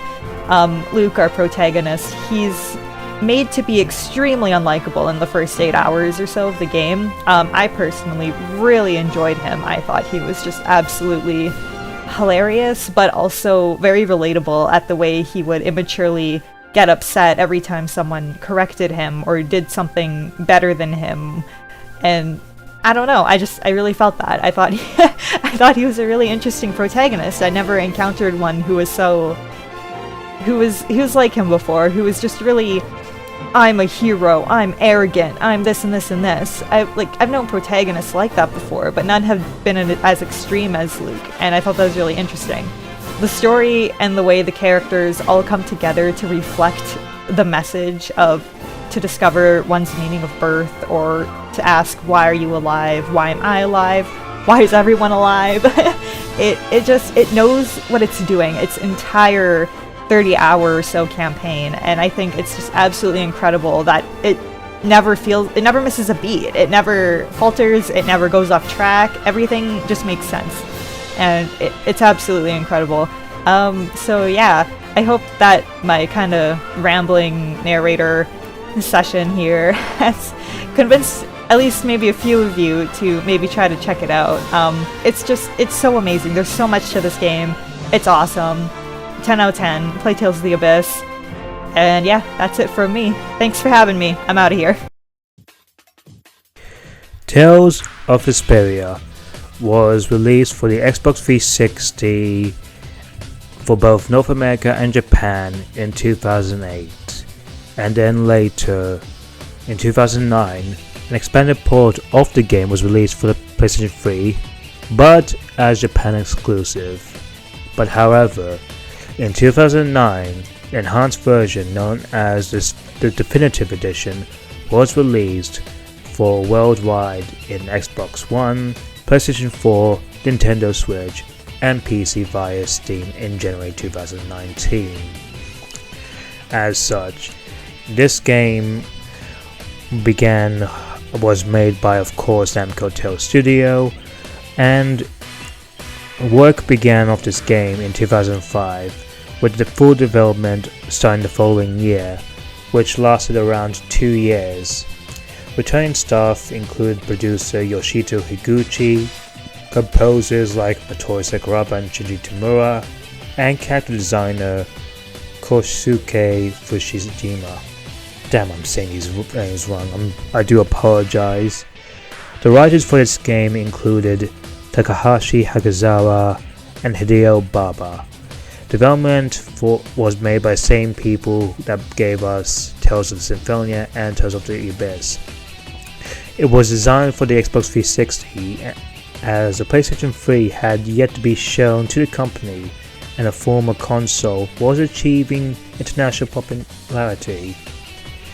Now, this game had sold over 1.5 million copies worldwide across all platforms, and this game also had a straight-to-DVD film known as Tales of Vesperia: The First Strike, which was a prequel to Tales of Vesperia. Now, this game is set around in the world of Turca Lumerius, which uses an energy source called Blastia for all its needs, including to create protective barriers around its cities. The story focuses on our boy Yurilowell, a former Imperial soldier who forms a guild called Brave Vesperia to aid Estelle, a noble woman he encounters on a mission. As they explore the world, Brave Vesperia are challenged by factions who have different plans related to the abuse of Blastia resources, and Yuri is later forced to confront his friend and former comrade, Finchifo. Now of course this game has a new battle system, as you know lots of Tales games do, which was known as the Evolved Flex Range Linear Motion Battle System, and as such, many of the things you see in Tales of Symphonia and Abyss are all present here, including over limit gauge, as well as having TP and arts. Now this game also has things like burst arts and fatal strikes. The latter allows you to also insta-kill normal enemies and deal heavy damage to bosses.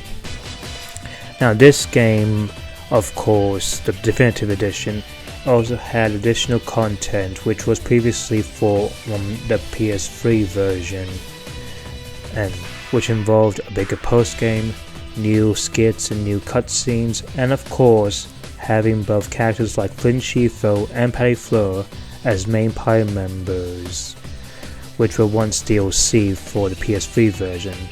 And all of those new things were completely localized with the dub cast, of course. Now this game really means a lot to me, as to be honest, this game is what literally got me to the Tales series in the first place. And without it, I'm not sure if I would ever get to the Tales series. It holds a very special dear place in my heart, and I'm definitely glad to see that other people have got into it, other people who really enjoy it. Now of course this game, this was one of the instances where Tales games will of course get remastered, like say Tales of Symphonia would get remastered from Tales of Symphonia Chronicles for the PlayStation 3 and PC. And this was actually also the first Tales game to make it for Nintendo Switch and Xbox One. Now, let's hope to see whether or not this more Tales games could be for both the Xbox One, which is evident from the upcoming Tales of Arise, but mainly also the Nintendo Switch, which definitely deserves to have more Tales games on there.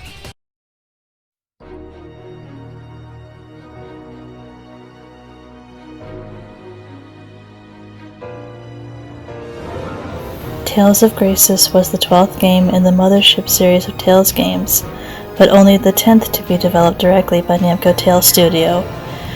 Originally released on the Wii in 2009, an enhanced port to the PS3 followed just short of a year later, titled Tales of Graces F. This would follow the trend set up by previous games like Vesperia and Symphonia, which similarly received enhanced ports within a year of initial release. Graces was developed by Team Destiny and was, in fact, the last game developed in the Team Symphonia/Destiny style before the teams merged from Xillia onwards.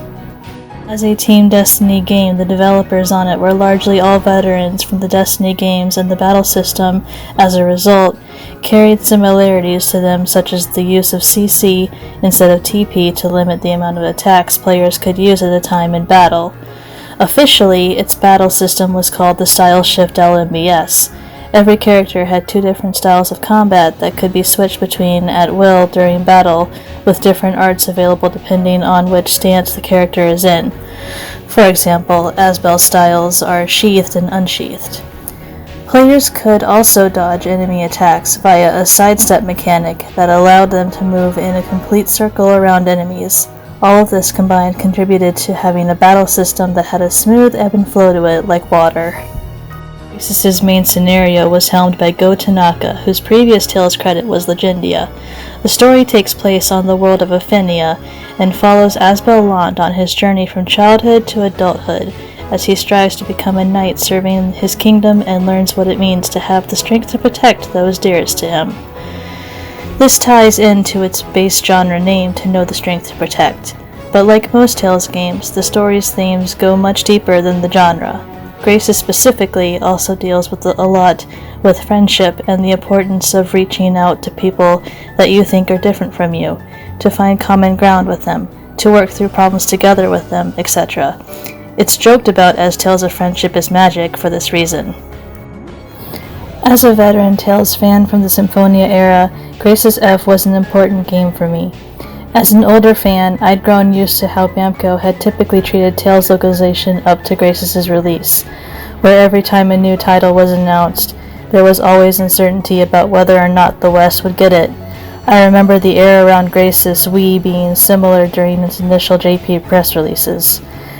People talked a lot on the official forums about whether we'd ever see it in the West, and when the PS3 port was announced and its release came and went, the discussion continued, and I remember many of us felt like it was going to be yet another Mothership title missed in the West. until the A Tale of Two Riches campaign happened. I remember the buzz in fandom at the time during that, the air of hopefulness and anticipation that resulted, and how happy many people were when it was finally announced that we were getting the PS3 port localized, which was actually unheard of at the time in the fandom, considering the trend was usually that we would get the original game but never the port.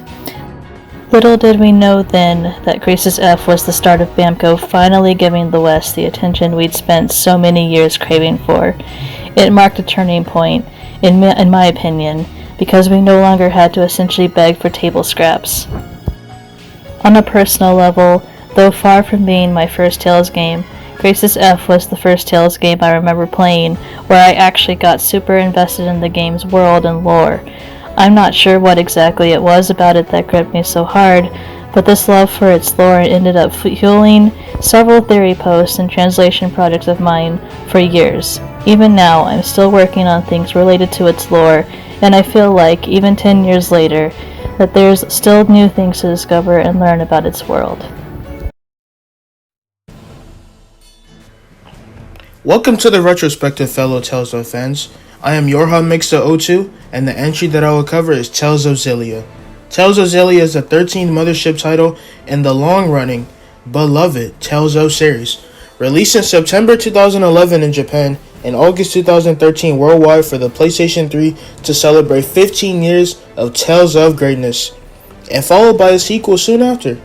Development for Xillia began after the Japan exclusive Tales of Hearts was completed in 2008, with the game being officially announced in 2010, bringing a promise to keep what makes Tales of great, while bringing something new to the table.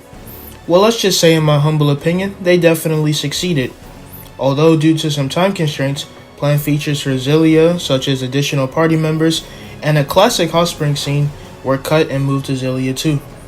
It is also worth noting that Tales of Xillia is the last entry in the series to be developed by the original Tales team. Xillia is the first entry in the series to feature beautiful, animated cutscenes from Studio Ufotable, the same studio behind Fate Stay Night and their recent success Demon Slayer. Xillia is also the first to feature a double protagonist story, with our first ever female protag being Mila, as when starting a new game, you can choose your playthrough to either be Jude or Mila. Although Mila is not a standalone protag, Velvet does more than a fine job of playing that role in Tales of Berseria. Xillia's characteristic theme is an RPG of unwavering convictions. Xillia takes place in the worlds of Rize Maxia and Olympias as the story focuses on a medical student Jude Mathis and the Lord of Spirits Mila Maxwell as they go on a journey to prevent the extinction of humans and spirits. Without getting too heavy into the story though, all I can say is that it is a ride. It is a crazy ride with sprinkles of emotional moments. Xillia's battle system is Dual Rate Linear Motion Battle System, or DRLMBS in short, which is combat that combines the classic 2D combat that Vesperia mastered along with the 3D battle system introduced in Tales of Graces, with Xillia's main mechanic being Link Mode. When two party members are in battle, you can activate Link Mode, which triggers unique team abilities depending on who you link with. Depending on the enemy type, these abilities can be quite effective.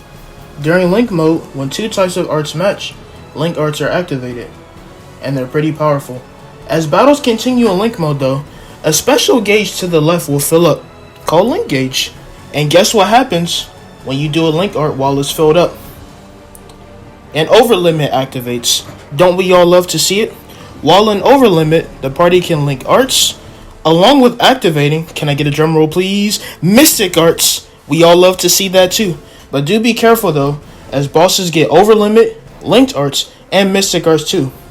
Individually though, party members also have their own unique abilities, such as Jude's Snap Pivot, which makes him appear behind his enemy upon a perfect dodge, and strike back. Back to the topic of bringing new things to the table though, Xillia is the first title to feature a skill tree, because every time you level up, you receive growth points, or GP in short, which you can distribute to a spider web-like grid that can increase your stats, unlock abilities, and give you some extra skill points, SP in short. Returning from Vesperia, you can use skill points to use those unlocked abilities, and depending on your progress, you may receive more or less GP every time you level up. Shop levels are pretty consistent, simple, and effective, as you only have to trade in certain random materials depending on which shop you want to level up. And every time you level up, you can unlock better items, better weapons, and even discounts. Between the Xillia rating combat, catchy music like Daring Sword, hilarious skits, cool victory outros, quality of life features, an engaging story, and awesome characters, I can say without a doubt in my mind that after 33 hours of fun on moderate difficulty, Tales of Xillia is easily my favorite game in the series.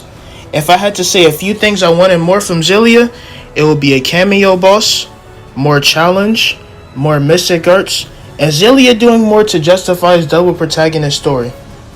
Although these issues don't take away from my enjoyment of the game too much, as they have a lot more to make up for it.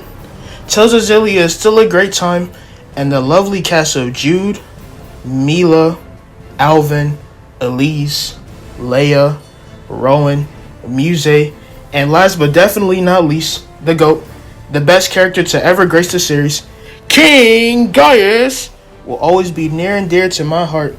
Best of all, it does not stop there. The story continues in Tales of Xillia 2, where you can enjoy more of that Xillia greatness with Luger. Here's to hoping that Arise can bring me equal or even more enjoyment than the Xillia duology. But Bandai, please remaster these games. I am begging you. Your Hot Mix 02, signing out. What's up everyone, Master Anth here, and I would love to thank Mad Kaiser for the opportunity to be involved in this retrospective. I'm a massive fan of this series and I would love to talk about it all day, but let's get right into it, shall we? Tales of Xillia 2 is the direct sequel to Tales of Xillia. Yeah, no shit, Sherlock. It was released in Japan on November 2012 and August 2014 in North American and European countries. While the previous game's central theme was the RPG of unwavering connections, this time the theme of this game is the RPG where your choices spin the future. Xillia 2 takes place 1 year after the original game, and unlike that game, the focus is on a singular mute protagonist named Ludger Will Kresnik, who lives with his brother Julius and a chunky cat named Rolo. The three of them live in Olympios, which now neighbours Rize Maxia due to the complex events that took place in Xillia 1. Notably, the two brothers work for the Spurious Corporation, and Julius is one of their top employees. But Ludger ended up being a chef for an executive train due to failing the exam to become a Spurious agent. Sorry, Ludger. While on said train, Ludger meets a little girl named El Mel Marta. Apparently, she is directed by her father to find the land of Canaan. Later, that same train gets attacked by terrorists and crashes. This leads to Ludger owing 2 million gold for his medical expenses. Thanks, Spurious. Also, it turns out Julius is the instigator of the attack, and the CEO of Spurious, Bisley, sends Ludger on a job which puts him alongside Elle on a journey involving destroying alternate dimensions, a beyond messed up family line, the land of Canaan, and last but not least, a crippling medical debt. Oh yeah, the Xillia 1 cast is there too. Xillia 2's combat is similar if not the same as the first game, with minor deductions and major additions. This time they dubbed it as the Cross Double Raid Linear Motion Battle System. Anyway, unlike the first game, you cannot change between out-of-combat party members on the fly, but they did keep the linked art system intact, expanding on it even. But the two things that sets this combat system apart from the others is Ludger himself. First of all, he gains the ability to switch between 3 weapons on the fly, that being dual blades, dual guns, and a hammer, making your combo potential almost limitless. Secondly, he is able to transform into something called the Chromatus form, where you can rend his enemies asunder with unlimited health, tech, and assault points in a pocket dimension for a limited time. Cool, right? Outside of combat, Ludger must make choices that affect the affinity of other characters and the progression of the story. These decisions will pop up throughout the story, side quests, and even the skits themselves. Another feature is Kitty Dispatch, where you deploy cats you find around the world to get items, equipment, and character accessories. It was a neat little feature to get things you could not normally get during exploration.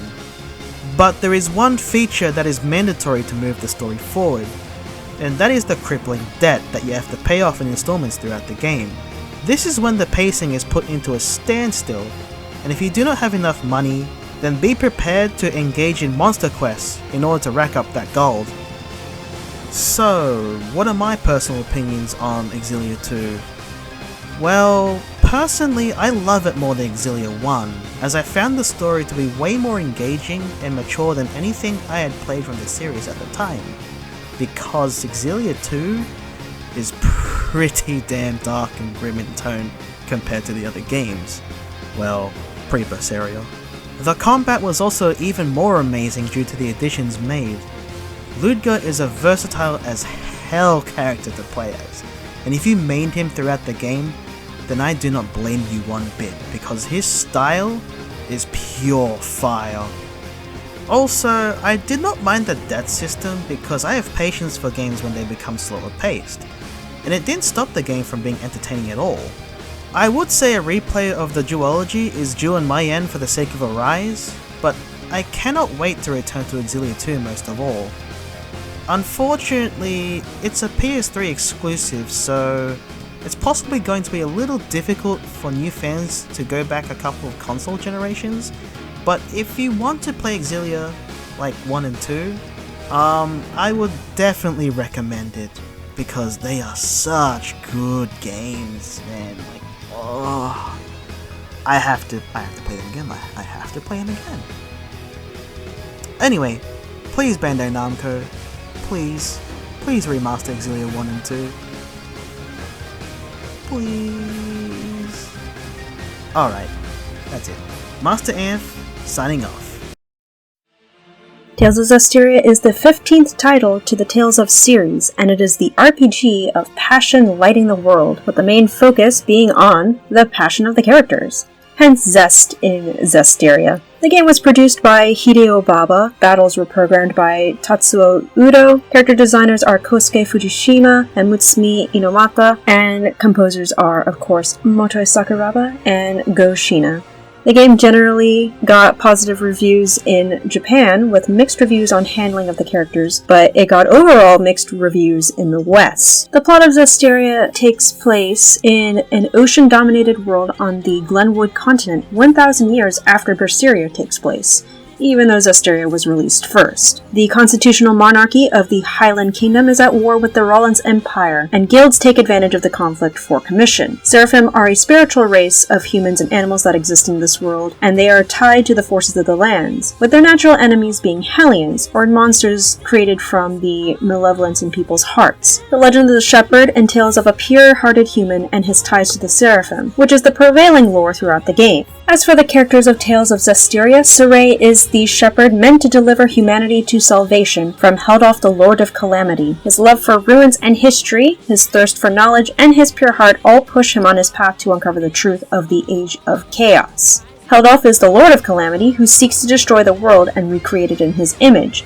Due to a curse placed upon him by the previous shepherd, he is unable to die and tortures Saray and his friends with despair. Mikleo is Saray's best friend and a water seraph. Like him, he is an archaeologist, but he offers a somewhat more cool and collected view on things. Lila is a fire seraph and becomes Saray's prime lord, in which she bequeaths unto him the title of shepherd and guides Saray on his journey, while still letting him choose his answer for the overarching conflict. Edna is an Earth Seraph with a history with the other Seraphim, and she was originally on board to repair the bridge to Marlin, but Edna's plight is one of the many hard decisions that Saray has to make, and gives him some insight on people that he can save and not save. Rose is an assassin with pure intent and a squire. She takes on the dirty deeds for Saray so that way he remains pure of heart and is not in danger of falling. Resolute in her decisions, she provides a more human view for Saray's decisions. Alicia is another squire and a princess knight hailing from Highland. She has an abundant love for her country and the heart to do what is right, and she is also Soray's first contact with the human world. Later on in the game, she becomes the ally on the Highland side, so that way Soray can have insight from that portion of the war. Duzzle is a blind wind seraph hellbent on revenge. Like Edna, he displays a negative outlook on life and provides Soray with an important clue on his journey. Zavid is a wind seraph with a mysterious past that is covered in Berseria, and he is the one that introduces to Soray the idea that death can be salvation for some who cannot be turned back from the malevolence. Other characters include Sergei, who is the captain of the Platinum Knights and serves as an ally on the Rollin side of the war, Zenris, who is Soray and Mikleo's adoptive grandfather, and the God of Lightning, and Simone, who is Heldoff's right-hand seraph with no affinity over any of the elements, and she frequently tries to make Soray fall. Soray's main goal in the game is to stop Heldoff, the Lord of Calamity, from destroying the world as a means to stop all the suffering. The setting of the Glenwood continent features mostly green places and war-torn or tragedy-stricken areas, but there are no snowy fields like in Symphonia and Vesperia, or beaches like in Xillia or Rebirth, except maybe the X dungeon after you beat the game for the first time. Unlike Xillia and games prior to that one, the cities and towns are mostly externally explorable, with only plot-significant areas and functional interiors available to the player, such as the sanctuaries and inns. Most of the shops are outside, and traveling merchants exist on fields. Moving on to gameplay, all Tales of games have a variation of the linear motion battle system, but Zestiria's version keeps the battle on the same screen as the open world. This is called real map battle.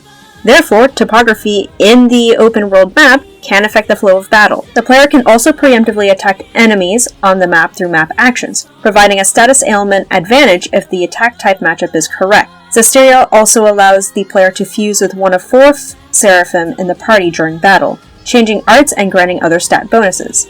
This is called armatization. Attack types operate in a rock-paper-scissors fashion where martial arts, characteristic of humans, trump seraphic arts of Seraphim, which trump hidden arts, which is a combination of the two and usually from armatization. If the tethered seraph is still active in battle while the human is incapacitated, armatization can operate as a reviving agent.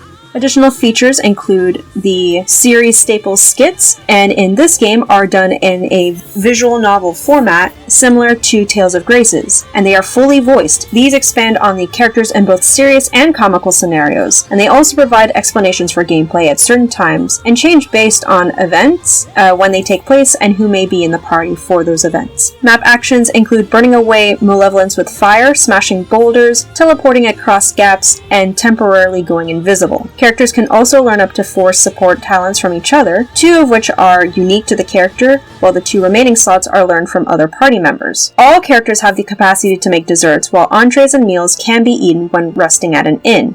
All food items have temporary boosts. The equipment system is made so that better gear drops on higher difficulties, and therefore makes better use of the system. But you can forego the skill system in the equipment and just equip purely based on stats. There are 5 elements and 10 groups that make up the different skills, and they make upgrading more challenging but more rewarding if you get combinations correct, resulting in stacks, E-unions, and G-union bonuses. Equipment has slots where the skills go, which is important in Fusion. And Fusion is the upgrading system. Different mixtures of skills yield new skills that are locked until the equipment has 1 star of mastery. Fusion with locked skills erases the skill from the slot, so the player cannot fuse all willy-nilly, and therefore there is some sort of strategy to fusing. And finally, the music of Tales of Zestiria is composed by the series veteran Motoi Sakuraba, as well as Go Shina, who worked on Tales of Legendia. Sakuraba composed over 100 songs for the soundtrack, while Shina composed 30 songs, though he did have some difficulty to reflect his style. Shina focused on the boss battles' climactic atmospheres and added choral vocals to songs pertaining to the Seraphim. The opening White Light was composed by Superfly, who were allowed to view the material for inspiration. The title of the song is meant to reflect the idea of a white canvas, and the colors of life are being painted on it. Tales of Zestiria is a very favorite of mine, if not one of my all-time favorite games. It provides such a feeling of warmth and comfort from the cast. The story isn't overly complicated, there's nothing groundbreaking in it, but more that the story is a vessel for the characters themselves. And the music honestly brings a tear to my eyes. I've played this game going on 7 times now, and I can say that it is my favorite Tales. I never hesitate to introduce people to this game and show them just how passionate I am for this game. Please give Tales of Zestiria a chance.